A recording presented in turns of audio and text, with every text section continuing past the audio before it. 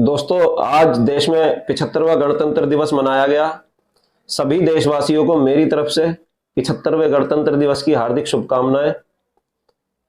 दोस्तों, कुछ अपडेट हैं जो मैं आपके सामने लेकर हाजिर हुआ हूं। अगर मेरे चैनल पर नए हैं तो मेरे चैनल को लाइक करें, सब्सक्राइब करें। वीडियो अच्छी लगे तो अपने यार दोस्तों में शेयर करें। कमेंट बॉक्स में जाकर कमेंट करें, चैनल को सब्सक्राइब करें। दोस्तों, कुछ गाजा के लिए आज बहुत अच्छी खबर लेकर आया हूं। आप सभी जानते हैं कि 29 दिसंबर 2023 को दक्षिण अफ्रीका ने जो इजराइल गाजा पर नरसंहार कर रहा है, गाजा पर अंधाधुंध बमबारी कर रहा है, उसमें बेगुनाह लोगों को मार रहा है, उसके खिलाफ इंटरनेशनल क्रिमिनल कोर्ट में एक मुकदमा दायर किया था। उस मुकदमे में दक्षिण अफ्रीका ने जो इजराइल के डिफेंस मिनिस्टर हैं योव गैलेंट और कई अधिकारियों की जो बयान थे, जिसमें योव गैलेंट ने फिलिस्तीन के लोगों को कहा था कि फिलिस्तीन के लोग जो है वो इंसान नहीं, इंसान के रूप में जानवर हैं। ऐसे ऐसे बयानों को दक्षिण अफ्रीका ने और बहुत सारी फुटेज, बहुत सारी वीडियोज को इंटरनेशनल क्रिमिनल कोर्ट में रखा, जिसको देखते हुए आज इंटरनेशनल क्रिमिनल कोर्ट का फैसला आया। उस फैसले में 17 जजों ने अपना यह फैसला सुनाया। उस फैसले में सीधा सीधा इंटरनेशनल क्रिमिनल कोर्ट ने कहा है कि इजराइल ने गाजा में नरसंहार किया है, इजराइल गाजा के नरसंहार का दोषी है और इजराइल ने हमास को खत्म करने के नाम पर गाजा के आम लोगों पर अत्याचार किए हैं, गाजा के आम लोगों पर बमबारी की है। उसी के साथ साथ इजराइल को आदेश भी सुनाया इंटरनेशनल क्रिमिनल कोर्ट ने कि आप तुरंत इस नरसंहार को रोकें, जो आपने गाजा के अंदर मानवीय सहायता को रोक रखा है।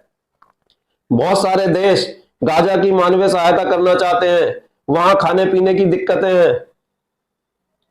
उस मानवीय सहायता को ना रोका जाए, गाजा में तुरंत मानवीय सहायता पहुंचाई जाए, ताकि वहां के जो लोग भूख से प्यास से मर रहे हैं, बिना दवाई के मर रहे हैं, उन लोगों को कुछ आराम मिल सके। और 1 महीने के अंदर अंदर आप इस बात का जवाब देंगे कि आपने नरसंहार रोकने के क्या वहां काम किए हैं, क्या क्या आपने गाजा में 1 महीने के अंदर किया है। इन सब का आप 1 महीने के अंदर अंदर लिखित रूप में कोर्ट को आप लिखित रूप में अपना बयान देंगे। दोस्तों, आपको क्या लगता है कि इजराइल इन सब बातों को मानेगा इंटरनेशनल क्रिमिनल कोर्ट की?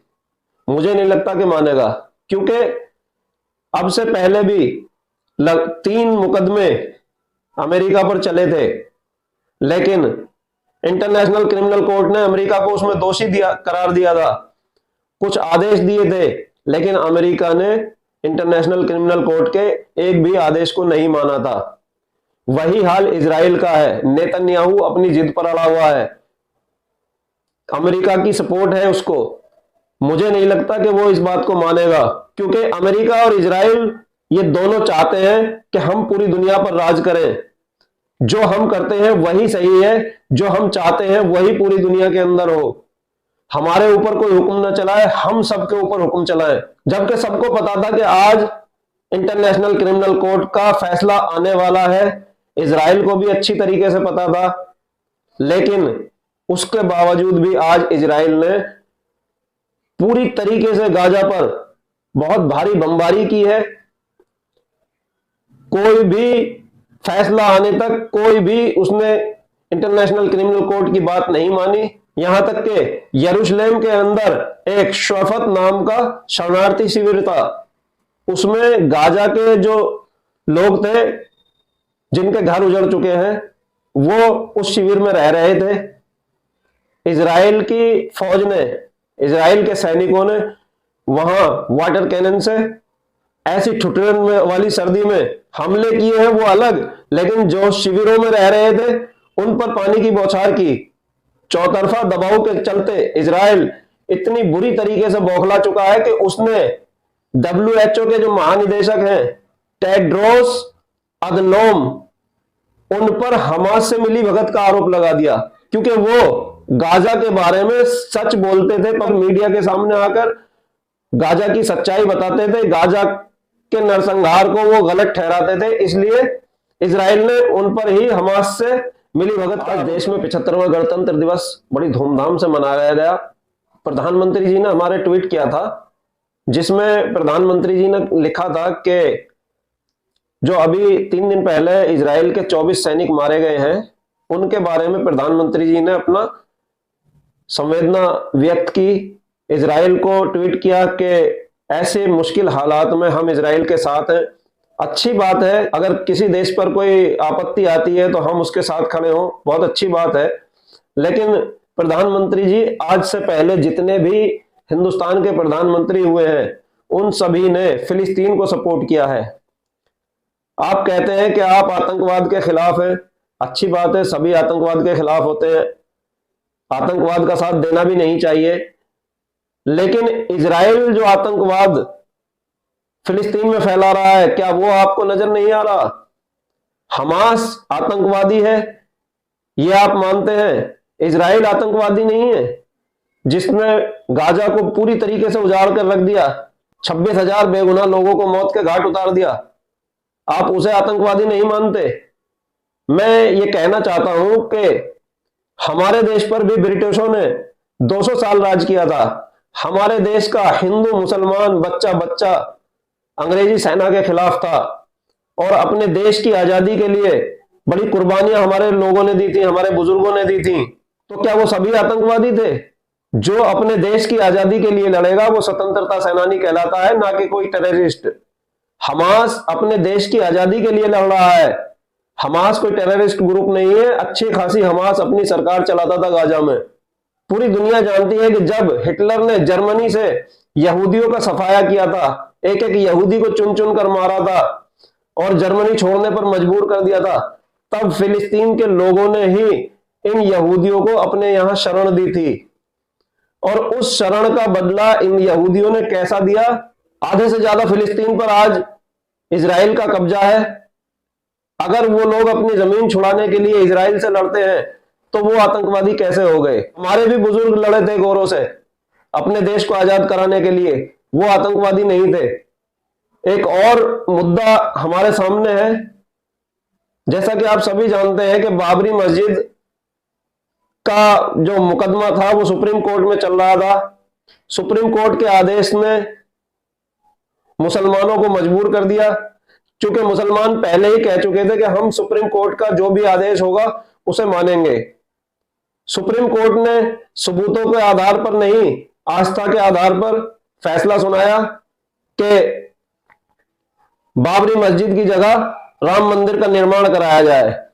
मुसलमानों ने उसे कबूल किया, क्योंकि मुसलमान वादा कर चुका था। 22 जनवरी को राम मंदिर का उद्घाटन हुआ अयोध्या में, प्राण प्रतिष्ठा का कार्यक्रम रखा गया, उसके जुलूस जगह जगह निकाले गए।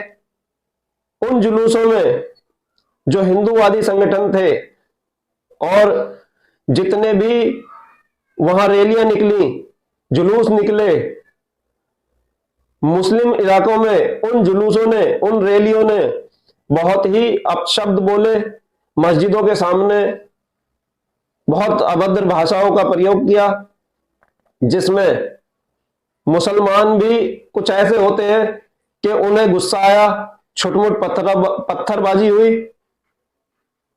उसका उदाहरण है मीरा रोड। मीरा रोड पे भी यही हाल हुआ था कि वहां से एक जुलूस निकला, जुलूस में कुछ शरारती तत्व भी होते हैं, उन्होंने गंदे गंदे नारे लगाए, आपत्तिजनक नारे लगाए। कुछ मुसलमान युवक, उनको गुस्सा आया, पत्थर दोनों तरफ से थोड़ा बहुत छुटमुट पत्थरबाजी हुई। उसका नतीजा क्या हुआ कि मीरा रोड पर जितने मुसलमान थे उन सबके घरों पर बुलडोजर चला दिया गया। नफरत की राजनीति ऐसी हो गई हमारे देश में कि छुटमुट घटनाओं को लेकर भी एक समुदाय विशेष के खिलाफ ऐसा अभियान चला रखा है कि या तो आप दबकर रहोगे और अगर कुछ बोलोगे तो आपके घरों पर बुलडोजर चला दिया जाएगा। वही मीरा रोड के मुसलमानों के साथ हुआ। मीरा रोड के मुसलमानों के घरों पर बीजेपी सरकार ने बुलडोजर चलवा दिए। बीजेपी सरकार धर्म की राजनीति कर रही है, विकास की कोई राजनीति नहीं है। बीजेपी के पास कोई और मुद्दा भी नहीं है धर्म की राजनीति करने के अलावा। चूंकि अब 2024 का चुनाव करीब है, इसीलिए बीजेपी ये चाहती है कि ये धर्म की राजनीति 2024 के चुनाव से पहले पहले जोर पकड़ जाए और ज्यादा इसमें जो है और ज्यादा इसमें रंग आ जाए, ताकि बीजेपी को चुनावी फायदा मिल सके। दोस्तों, ये कुछ अपडेट थी जो मैंने आपके सामने रखी है। मिलते हैं अगली वीडियो में कुछ ताजा तरीन और नई अपडेट के साथ। तब तक आप अपना ख्याल रखें। अल्लाह हाफिज।